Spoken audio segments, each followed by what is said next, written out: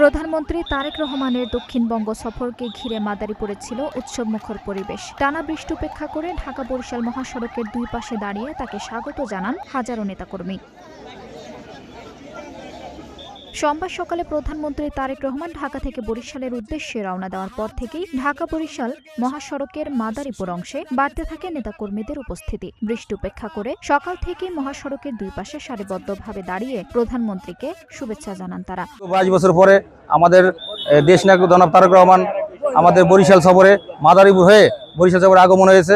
আমরা প্রধানমন্ত্রীর কাছে আশাবাদী, আমাদের ভাঙ্গা থেকে বরিশাল 6 লেনের দাবি জানাবো। মাননীয় প্রধানমন্ত্রী জনাব তারেক রহমানের দক্ষিণবঙ্গ সফর উপলক্ষে আমাদের প্রত্যাশা এই দক্ষিণবঙ্গের অবহেলিত দক্ষিণবঙ্গের উন্নয়ন এবং বিশেষ করে আমাদের এই ঢাকা বরিশালের এই রাস্তাকে 6 লেনে উন্নীত করা, এটাই এই অত্র অঞ্চলের মানুষের প্রাণের দাবি। প্রধানমন্ত্রীকে স্বাগত জানান মুস্তফাপুর বাস স্ট্যান্ডে সংরক্ষিত মহিলা আসনের সংসদ সদস্য হেলেন জেরিন খান ও মাদারীপুর 2 আসনের সংসদ সদস্য জাহানদারা আলী জাহানের নেতৃত্বে নেতাকর্মীরা অবস্থান নেন। জীবন অবাক না করলে কে করবে? 28% মিল্ক ফ্যাটের অবাক করার সাথে ফ্রেশ মিল্ক পাউডার। জীবন অবাক করুক প্রতিদিন। অন্যদিকে কালকিনির ভুরঘাটা বাস স্ট্যান্ড এলাকায় সংসদ সদস্য আনিসুর রহমান তালুকদার খোকনের নেতৃত্বে বিপুল সংখ্যক নেতাকর্মী জড়ো হন।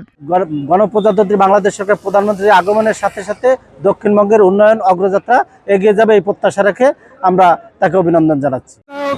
তারুণ্যের প্রতীক বাংলাদেশের সুযোগ্য প্রধানমন্ত্রী দক্ষিণবঙ্গ সফরে আমরা মাদারীপুর কালকিনি 3 আসনের সাধারণ জনগণ আমাদের এমপি জনাব আনিসুর রহমান তালুকদার খোকনের নেতৃত্বে আমরা বলবো যে ঢাকা বরিশাল মহাসড়ক 6 লেনে উন্নত করা হোক। কড়া নিরাপত্তা ব্যবস্থার মধ্য দিয়ে প্রধানমন্ত্রীর গাড়িবহর মাদারীপুর অতিক্রম করে। এ সময় তিনি গাড়ির সামনের অংশে অবস্থান করে হাত নেড়ে মহাসড়কের দুই পাশে অপেক্ষমান নেতাকর্মীদের শুভেচ্ছার জবাব দেন। এতে উপস্থিত নেতাকর্মীদের মধ্যে দেখা যায় ব্যাপক উচ্ছ্বাস। নায়ক তারেক রহমানের নেতৃত্বে আজ ঐক্যবদ্ধ এবং এই মাটি তারেক রহমানের ঘাঁটি। আমরা দেশ নায়ক তারেক রহমানের কাছে, প্রধানমন্ত্রীর কাছে চাইব, এই অঞ্চলে ফরিদপুরে আমাদের একটা হাসপাতাল আছে, এই মাদারীপুর এই অঞ্চলে হাসপাতাল নাই, একটা মেডিকেল কলেজ স্থাপন এবং ভাঙ্গা থেকে ফরিদপুরের যে রাস্তাটা 4 লেনের জন্য বরাদ্দ করা আছে, আমরা 4 লেন থেকে 6 লেন চাই। তবে স্বাগত জানানোর পাশাপাশি নেতাকর্মীরা ঢাকা বরিশাল মহাসড়কের ভাঙ্গা থেকে বরিশাল পর্যন্ত উন্নীত করার দাবি জানান। তাদের প্রত্যাশা প্রধানমন্ত্রীর এই সফরের মাধ্যমে দক্ষিণাঞ্চলের যোগাযোগ ব্যবস্থা ও সার্বিক উন্নয়নে নতুন গতি আসবে।